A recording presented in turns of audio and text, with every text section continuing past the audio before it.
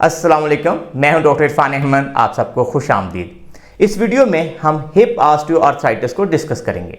अगर आपकी उम्र 50 साल से ज़्यादा है और आपकी ग्रोइन के अंदर पेन है, आपकी हिप रीजन के पेन है और इस पेन की वजह से जब आप सुबह सो के उठते हैं तो आपको बहुत ज़्यादा स्टिफनेस महसूस होती है और आपसे पहले चंद कदम लेना मुश्किल हो जाता है, या इस पेन की वजह से आपसे कुर्सी से उठना, सीढ़ियाँ चढ़ना और वॉक करना मुश्किल हो जाता है, या इस पेन की वजह से आपने देखा है कि आपकी लेग शॉर्ट हो गई है, या आपको इतनी पेन है कि कई दफ़ा रात को सोना मुश्किल हो जाता है, तो फिर आप इस वीडियो को ज़रूर देखें, क्योंकि मैं इस वीडियो में बताऊंगा कि हिप ऑस्टियोआर्थराइटिस क्या है, इसके मेन काजेज क्या होते हैं, इसको आप लोग घर में कैसे ट्रीट कर सकते हैं और दुनिया में इसके क्या क्या ट्रीटमेंट ऑप्शंस हैं। ये देखिए कि हमारा जो हिप जॉइंट है बॉडी का सबसे बड़ा जॉइंट होता है।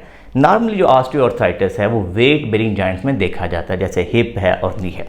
हमारा जो हिप जॉइंट होता है वो बेसिकली एक बॉल एंड सॉकेट जॉइंट है। जो बॉल है वो बेसिकली हमारी जो फीमर की लॉन्ग बोन है उसका एंड बनाता है, और जो सॉकेट है वो हमारी पेल्विस की बोन बनाती है।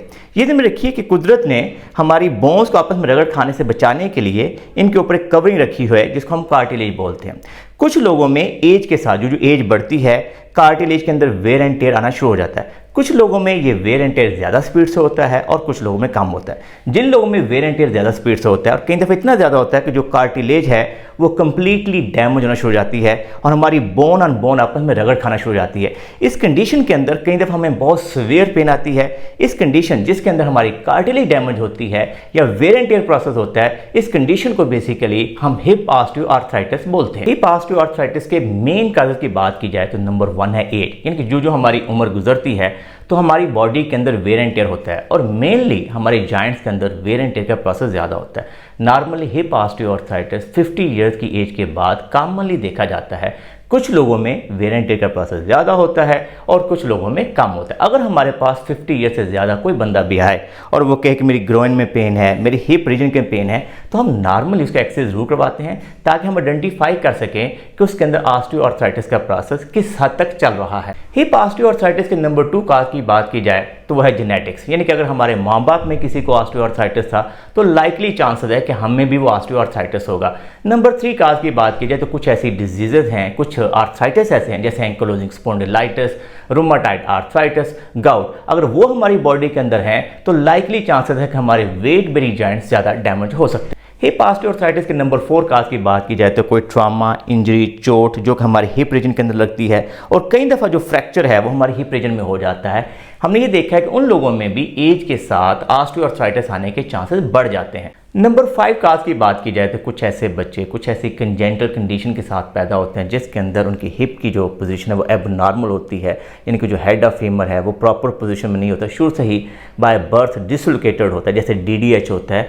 तो ऐसे केसेस के अंदर भी हमने देखा है कि ऑस्टियोआर्थराइटिस जो वो बड़े होते हैं उसके ज़्यादा होने के चांसेस होते हैं।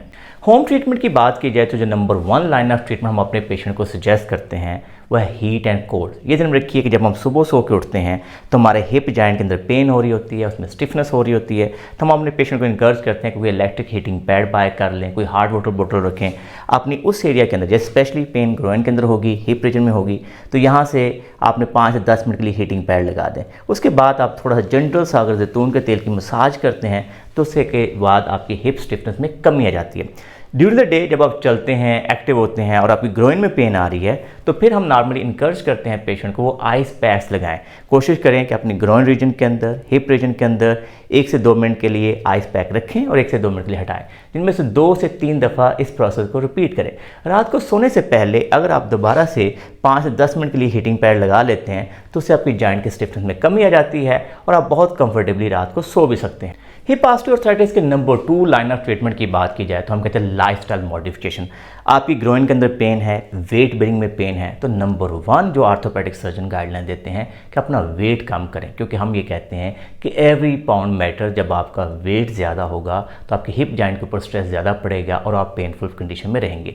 नंबर 2 हम अपने पेशेंट इंकरेज करते हैं कि स्टिक जो है, लेट्स से अगर आपकी राइट हिप में पेन है तो अपने लेफ्ट हैंड में स्टिक पकड़ लें, यही कहा जाता है कि जब आप स्टिक का इस्तेमाल करते हैं तो ऑलमोस्ट 5% बॉडी वेट जो स्टिक ले लेती है, तो उससे भी आपकी हिप जॉइंट के अंदर जो पेन आ रही होती है उसमें कमी आ जाती है। नंबर 3, हम अपने पेशेंट को इनकरेज करते हैं कि आप ऊंची कुर्सी, ऊंचे बेड, ऊंचे कमोड का इस्तेमाल करें ताकि उठते बैठते हुए आपकी हिप रीजन के अंदर पेन आए।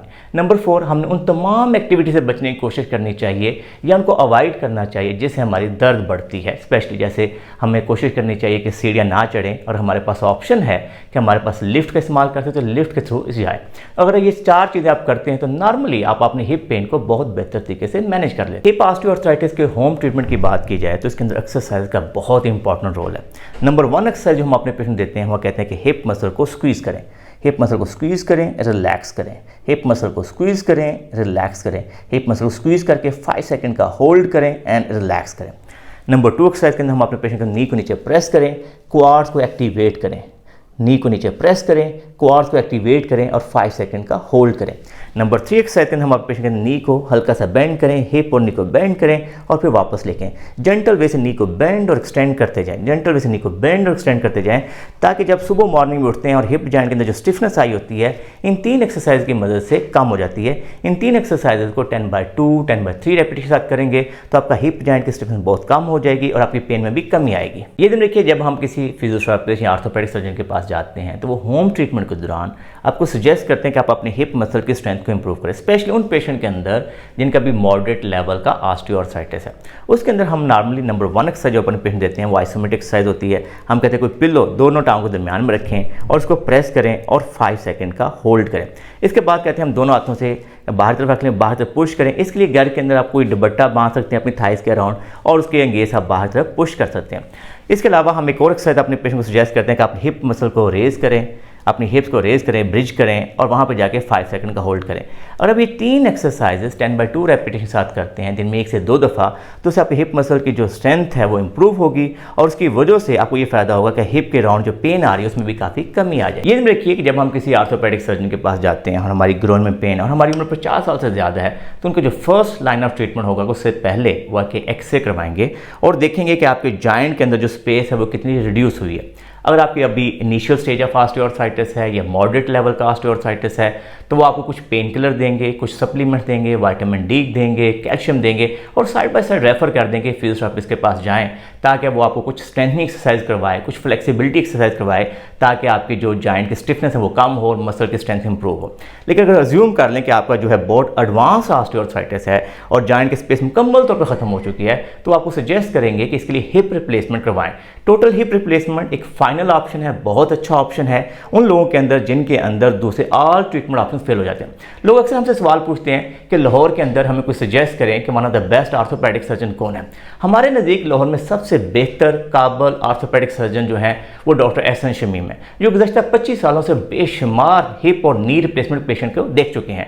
हम सजेस्ट करते हैं कि अगर आपकी हिप के अंदर एडवांस ऑस्टियोआर्थराइटिस है तो डॉक्टर एहसन शमीम की अपॉइंटमेंट जरूर बुक करें। उम्मीद है कि हिप ऑस्टियोआर्थराइटिस के ऊपर आपको ये हमारी वीडियो पसंद आई होगी। अगर आपको ये वीडियो पसंद आई है तो इसको लाइक और शेयर कीजिए, हमारे चैनल को सब्सक्राइब कीजिए और बेल आइकन को जरूर क्लिक कर लीजिए ताकि आपको हमारी नई वीडियोज़ के बारे में आगाही हो। अल्लाह हम सबका हामी नासिर हो। अल्लाह हाफिज़।